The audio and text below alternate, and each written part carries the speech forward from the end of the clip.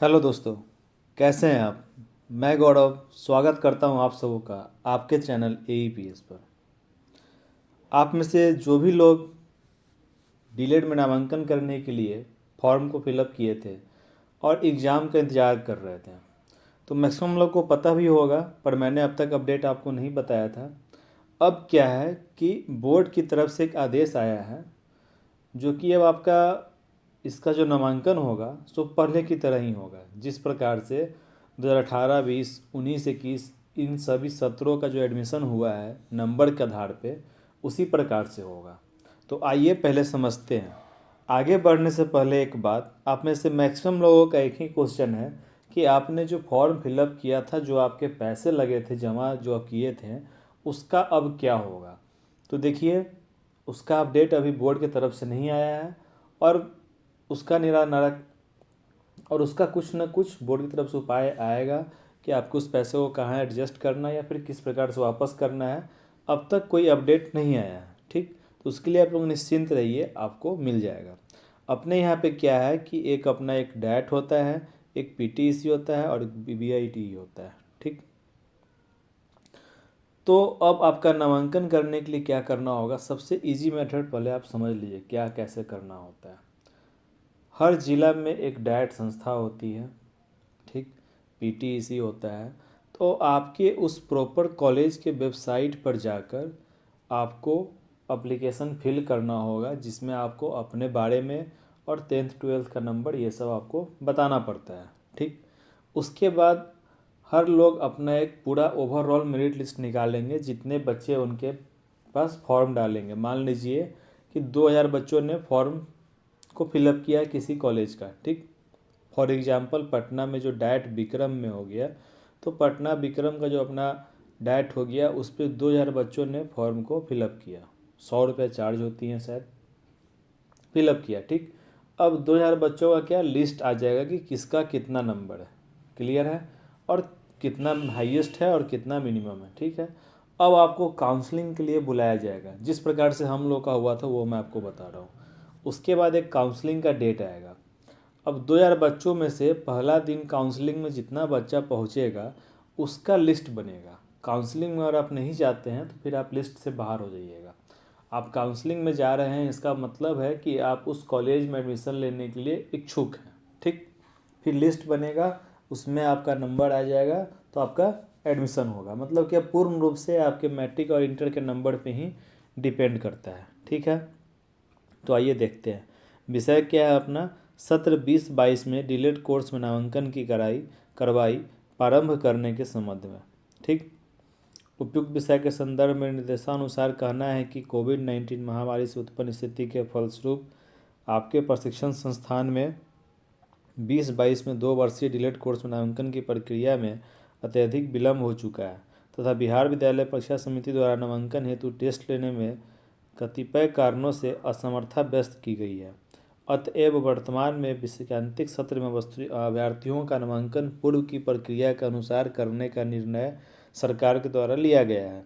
आदेश दिया जाता है कि सत्र 20-22 में 2 वर्षीय डीलेड कोर्स में नामांकन की प्रक्रिया शीघ्र प्रारंभ की जाए। यह नामांकन 2020-22 में NCTE द्वारा आपके संस्थान या महाविद्यालयों में डीलेड कोर्स के लिए स्वीकृत सीटों के विरुद्ध किया जाएगा, ठीक। अब इसमें क्या है कि डीलेड कोर्स में नामांकन हेतु सरकार के संकल्प संख्या इतना में 19/2008 में नामांकन हेतु निर्धारित प्रावधानों में निम्नलिखित संशोधन के आधार पर नामांकन की कार्रवाई की जाएगी। अब देखिए कुछ बदलाव हुआ है। नामांकन हेतु सामान्य अभ्यर्थी की न्यूनतम शैक्षिक, मतलब कि जो अपना जनरल का बच्चा है उसको +2 में यानी कि इंटर में कम से कम 50% अंक होना चाहिए, और बाद बाकी जितने भी हैं उनको 5% यानी कि 45% उनको होना चाहिए। NCTE द्वारा स्वीकृत कुल सीट का 5% निःशक्त अभ्यर्थियों के लिए आरक्षित होगा।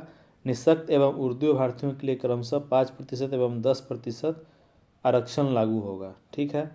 NCTE द्वारा स्वीकृत कुल सीट का 50% विज्ञान तथा 50% कला वाणिज्य अभ्यर्थियों के लिए आरक्षित होगा। इसको समझिए, हर कॉलेज में क्या होता है, 200 सीट होता है। मान लीजिए कि 100 सीट अगर साइंस स्ट्रीम में है तो 100 सीट अपना कॉमर्स और आर्ट्स वालों के लिए, जो लोग इंटरमीडिएट में साइंस और आर्ट्स कॉमर्स इस तरह होता है ना, तो उसके अकॉर्डिंग आपको बांट दिया जाएगा, क्लियर है। नामांकन में आरक्षण, नामांकन में बिहार के आरक्षण का नियम का अक्षरशः पालन किया जाएगा। चयन का आधार क्या है? तो नामांकन हेतु चयन का आधार 10वीं एवं 12वीं कक्षा में प्राप्त प्राप्तांकों के प्रतिशत होगा।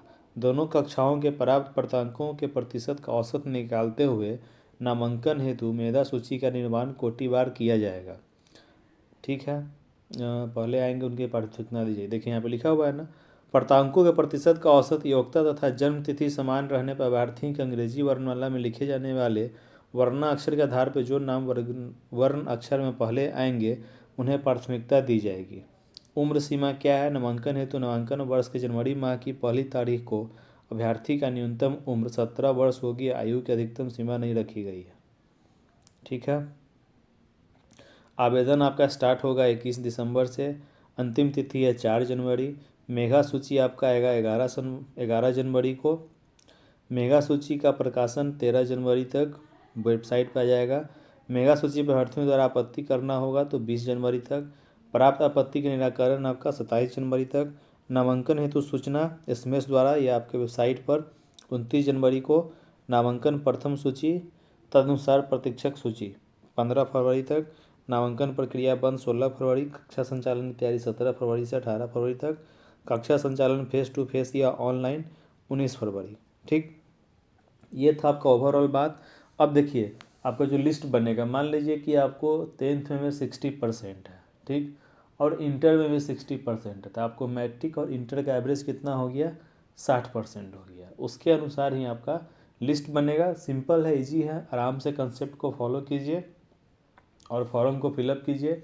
आप एक से अधिक भी जगह जाके आप फॉर्म गिरा सकते हैं। मान लीजिए आपने पटना में गिरा दिया, मुजफ्फरपुर में आप गिरा सकते हैं, अपने नियरेस्ट डिस्ट्रिक्ट वाइज आप गिरा सकते हैं। जहां आपको सिलेक्शन मिल जाए वहां आप एडमिशन ले सकते हैं। ठीक है, अगर वीडियो सही लगा हो तो लाइक करें, शेयर करें, सब्सक्राइब करें और इस चैनल के साथ जुड़े रहें, क्योंकि आपको आपके इस कोर्स में काफ़ी ज़्यादा यूजफुल आप प्राप्त होगा और बहुत सारी जानकारियाँ आपको मिलती रहेगी। धन्यवाद।